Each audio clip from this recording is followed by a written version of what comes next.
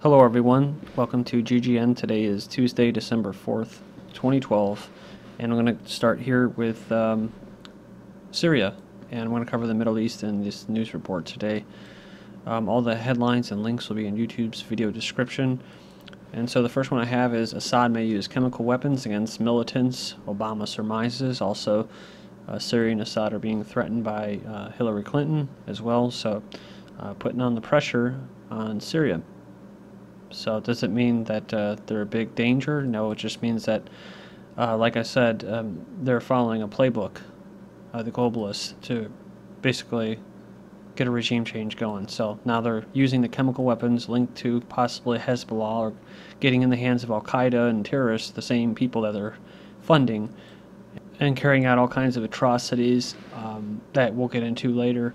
On Monday, Obama, whose country is accused of being a key member of an international coalition attempting to destabilize Syria, warned the Syrian president not to use chemical weapons against the terrorist. Says there would be consequences if Assad were to use these weapons, and Obama warned, adding that the world is watching you.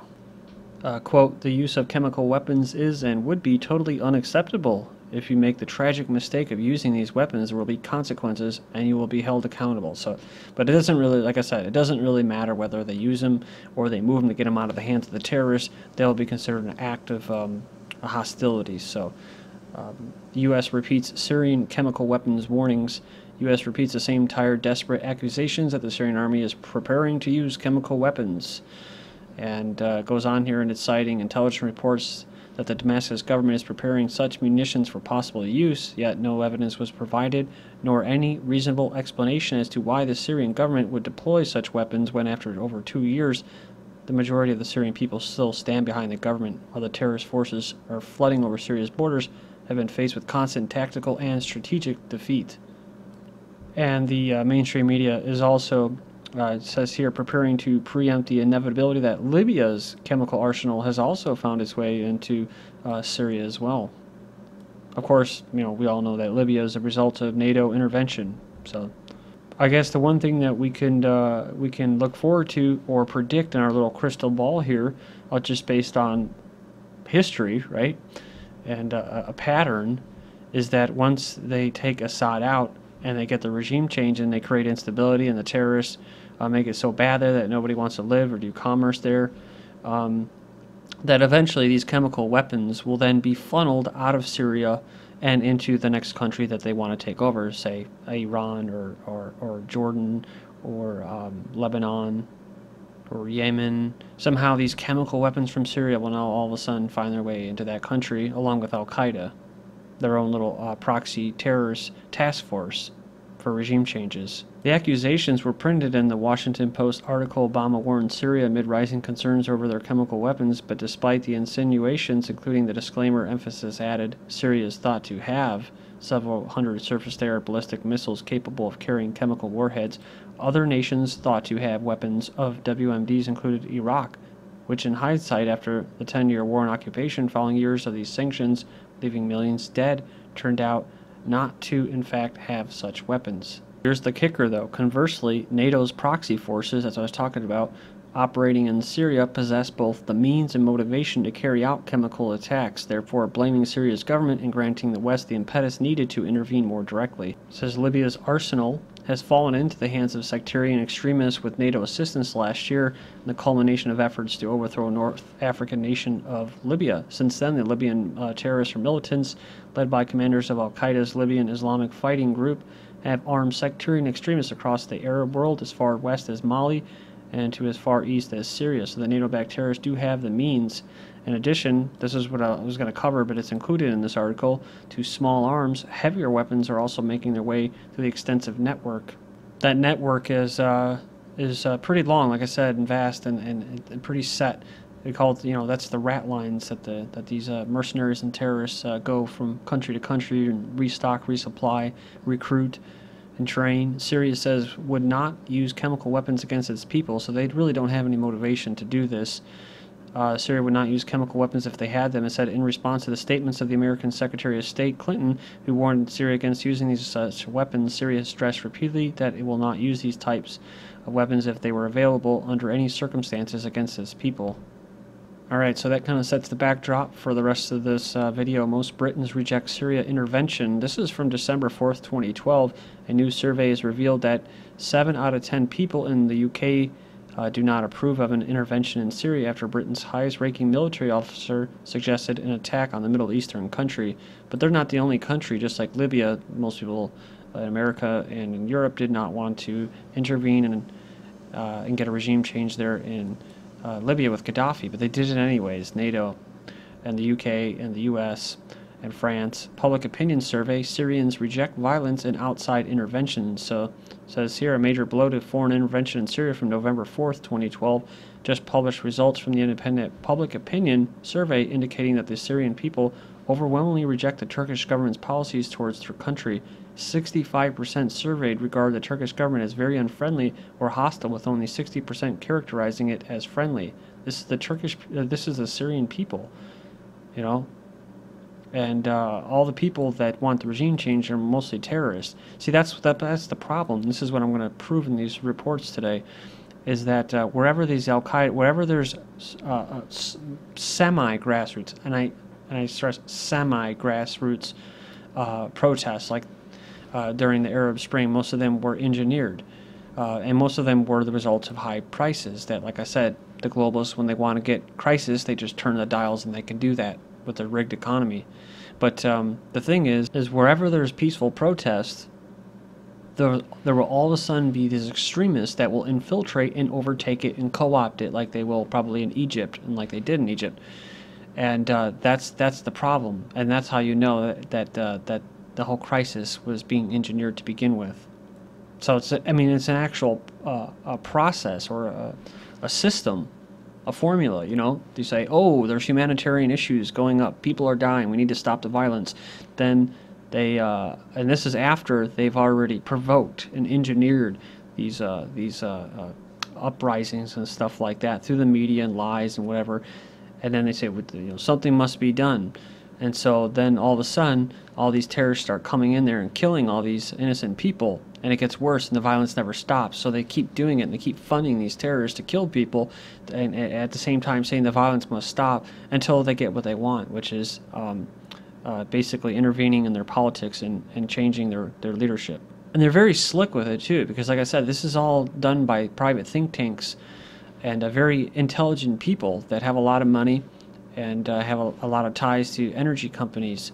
And so they'll go in there and they'll just set up their own government, and their own armies. Ooh, the Free Syrian Army. Ooh, the transitional council in Libya, you know. Before they're even out, before they even ousted the government, they'll just start setting up governments.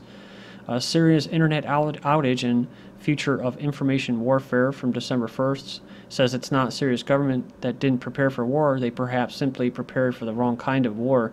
They're talking about the outages in Syria's communication networks. And Western media immediately accused the Syrian government of being behind the move. However, it should be noted that NATO-backed terrorists operating inside Syria have been openly given advanced communication equipment by Western nations, including the U.S., allowing militants to create their own independent communication networks. That includes radio, satellite, cell networks, as well as underreported existence of suitcase internets. It's pretty interesting. Which is why the New York Times was reporting on the same date, December 1st, with internet down in Syria, rebels used Skype over satellite links. They did this in Libya, they did it in Egypt, and other places as well, Yemen. It says here, in a demonstration of their growing sophistication organization, with a lot of help with from the CIA, what is it, MI6 and them, Syrian rebels responded to a nationwide shutdown of the internet by turning to satellite technology to coordinate within a country and communicate with outside activists. So that's what they call them. I love that, isn't it? Outside activists. Well, most people would just consider them terrorists and foreign mercenaries and foreigners, but we call them peaceful activists. And they're in touch with social media and using technology. The reason a communications blackout in Syria would not affect NATO's primary proxy terrorist forces is because any node or bottleneck in Syria controlled by the government has already long since been circumvented, either through independent networks or satellite links. So keep moving. You can go in there and check it out. Links will be posted. Land Destroyer, they always have great articles. It basically breaks down this little suitcase, stealth internet, known as internet in a suitcase, could allow dissidents, see again, dissidents, to communicate in countries where the state-controlled network is heavily censored or shut down. So, moving on, we have next, Syrian violence touches Turkey and Lebanon. Of course, this is how the mainstream media and Western media presents it, right? Syrian violence touches Lebanon. Well, what does that mean? Well, it means that the terrorists that the Western powers, including Qatar, Saudi Arabia, UK, France, US, are all what? They're investing in these foreign terrorists and mercenaries to wreak havoc. Now, it's kind of unfortunate for Turkey and Lebanon, but Turkey plays into it, and that's why they're going to be setting up these Patriot missiles that were just given to them for Christmas. A nice little early Christmas present to Turkey. You get Patriot missiles to defend yourselves as you're arming against the terrorists, as you're arming the terrorists at the same time. And then bitch about violence spilling over your border. Well, the problem is that, like I said before, they're rats, and they sit there and they shoot up women and children and people in church, and they blow up their churches, and then they run over the borders to Turkey and Jordan and Lebanon, and then they create instability over there as well and start shooting people there. And when people get pissed off, then they run around the other way. Case in point, Syrian warplanes on Monday bombed a security building that had been taken over by rebels along the Turkish border, killing at least one person. So they were trying to retake their own building, the Syrian government. See, it spilled over into Lebanon, too, as they put it after Lebanese government troops, exchanged fire with the rebels or terrorists across the border late Sunday. See, it's, the insanity, guys, is that for people, I know most of you are aware of this, but just to break it down in these news articles that are pure propaganda, probably written straight from intelligence agencies and think tanks, they use these certain words and they just ram it home. You know, that's the thing. You just keep repeating it. You keep repeating it, and you keep repeating it until people just think, you know, like even I find myself, I'll just read it just for simplicity, right? Oh, the 20-month-year-old uprising. Well, it was in a foreign invasion by foreigners. Murderers and killers.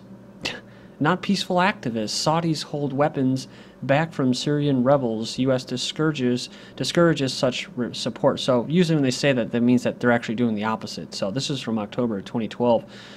Saudi Arabia and Qatar, who have mostly been funneling money and small arms to Syrian rebels, have refused to provide heavier weapons like shoulder-fire missiles. Well, that was the CIA that ended up saying they were going to start funneling and steering these shoulder-fired missiles to these rebel terrorists. So remember when I covered that a few months back. Syrian rebels' arsenal now includes heavy weapons. So when is this? This is from November 29th, 2012.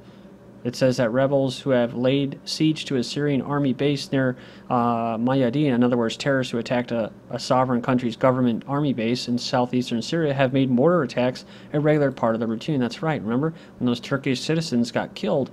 It was actually the same people that Turkey was actually on the back of pickup trucks just like this, arming them, giving them shells. These mortars fired over the border, and that's what prompted Turkey to say, well, we're going to pass a bill now that we can go inside Syria and start carrying out military operations, push for a no-fly zone. I love how they do this. This is McClatchy. They make it sound so great and inspiring by these peaceful activists. Machine shops operated by the terrorist sympathizers now are turning out dozens of rockets to the terrorists used to pummel the Syrian government from a distance because they're cowards, like I said. Militarization of Syrian conflict in full swing, says Deputy Foreign Minister. Large supplies of weapons to the Syrian opposition continue despite an arms embargo against the war-torn country. Says these supplies include rather dangerous arms such as Stinger missiles, the diplomat said in an interview. Says the militarization of the conflict triggers extreme concerns in Moscow. It hampers efforts which should be aimed at conciliation and work with all opposition groups, say, in order to make conflicting sides reach an immediate and comprehensive ceasefire. But like I said, they don't want to cease fires. So Syrian government has tried to hold ceasefires and peace negotiations, but the terrorists don't want it because that's not part of the plan by the Western Brookings Institute policy for regime change. It says basically they're going to put the pressure on Assad and their government until eventually it just caves. NATO is set to send missiles to Turkey's border. Go in there and read or watch this video from this turd bag as he goes and talks about how they're going to start arming Turkey because, well, they're on the defense. They're being attacked from the spillover from Syria's civil war. See, it's a civil war now too, guys. Not an invasion. It says here that Rasmussen hopes that the Patriot missiles might prevent chemical weapons from being used. This is GGN, and I'm Darko. Thank you.